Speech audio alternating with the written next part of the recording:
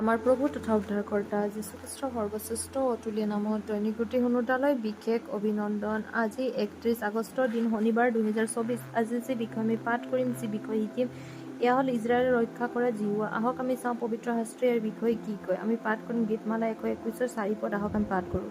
চোৱা, যিজনাই ইজৰাইলক ৰক্ষা কৰে তেওঁ টোপনি নাযাব, নিদ্ৰিত নহ'ব। গীতমালা 121 পদত স্পষ্টকৈ কোৱা হৈছে যে ঈশ্বৰ কেনেকৈ আমাৰ আশ্ৰয়, আমাৰ সুৰক্ষা। ইয়াৰ 8টা পদৰ ভিতৰত ঈশ্বৰক আমাক ৰক্ষক হিচাপে 6টা উল্লেখ আছে। ইমানে সান্তনাদায়ক যে তিনিবাৰকৈ ইয়াত বৰ্তমানৰ বাবে প্ৰতিশ্ৰুতি হিচাপে উল্লেখ কৰা হৈছে, আৰু সেই তিনিবাৰ ভৱিষ্যতৰ প্ৰতিশ্ৰুতি হিচাপে।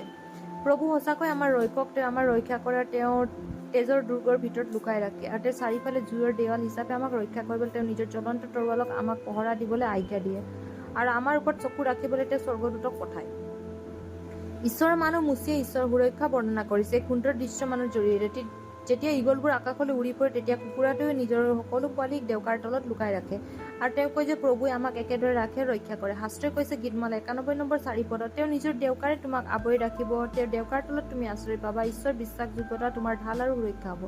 প্ৰভুৱে নিজৰ আত্মগোপন স্থান আৰু নিজৰ ছাঁ ৰাখিছে কেৱল আমাক ৰক্ষা কৰিবলৈ। গীতমালাৰ ৰচকে কৈছে গীতমালা 91 নম্বৰ 1-3 পদত, যি আপুনি সৰ্বোপৰি জনা আশ্ৰয়ত থাকে, যি মানুহ সৰ্বশক্তিমানে ছাদ বসতি কৰে, তেওঁ জিহুৱাৰ বিষয়ে এই কথা ক'ব। তেওঁৱে মোৰ আশ্ৰয়, মোৰ দুৰ্গ, তেওঁৱে মোৰ ঈশ্বৰ, যিজনৰ ওপৰত মই ভৰসা কৰোঁ। তেওঁ আমাক ভয়ংকৰ ফাণ্ডৰ পৰা আৰু সৰ্বনাশী মহামাৰীৰ পৰা ৰক্ষা কৰিব। আজি বিশ্বত জনসাধাৰণ নিৰাপত্তাহীনৰ অৱস্থা। তেওঁ সম্পূৰ্ণৰূপে চাৰিওফালৰ পৰা দুৰ্বল। তেওঁ অহৰহ ভয়ত থাকে।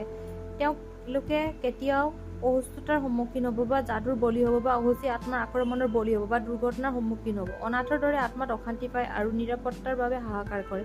কিন্তু আমাক ৰাখিবলৈ, ৰক্ষা কৰিবলৈ আমাৰ চিৰন্তন পিতৃ আছে। তেওঁৱে আমাক ভাল পাইছিল আৰু আমাক বিচাৰি আহিছিল। তেওঁৰ প্ৰেমময় বাহুৱে তেওঁ আমাক আলিংগন কৰে।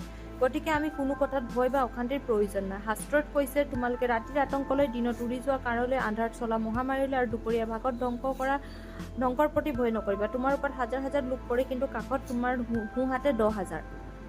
দুৱাৰত খটাক, পালেং, মেৰুপোৱালী, তেজ লগোৱা খুটাত, সকলো ঘৰতে একে ল'ৰা-ছোৱালী ৰক্ষা পৰে। আনকি মিছৰ দেশত প্ৰথম সন্তানক আঘাত কৰাৰ সময়তো একেদৰে প্ৰভু যীশুৰ বহুমূলীয়া তেজৰ দুৰ্গত আশ্ৰয় হোৱা আপুনি আৰু আপোনাৰ পৰিয়ালে পৰিত্ৰাণ পাব। তেওঁ আপোনাক তেওঁৰ চকু আপেল হিচাপে ৰক্ষা কৰিব। ঈশ্বৰ সন্তানসকল, যি প্ৰভুৱে আপোনাক ৰাখে আৰু টোপনি নোহোৱাকৈ ৰক্ষা কৰে, তেওঁক প্ৰশংসা আৰু ধন্যবাদ।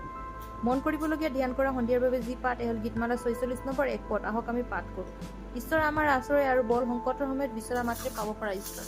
আজি পবিত্ৰ বাক্য পঢ়াৰ যোগেদি প্ৰভু যীশুৱে পৰোটা সকলো প্ৰতি ঈশ্বৰৰ অসীম আশীৰ্বাদ আজি সদায় কাললৈকে সকলো লগত থাকক। ধন্যবাদ। আমেন।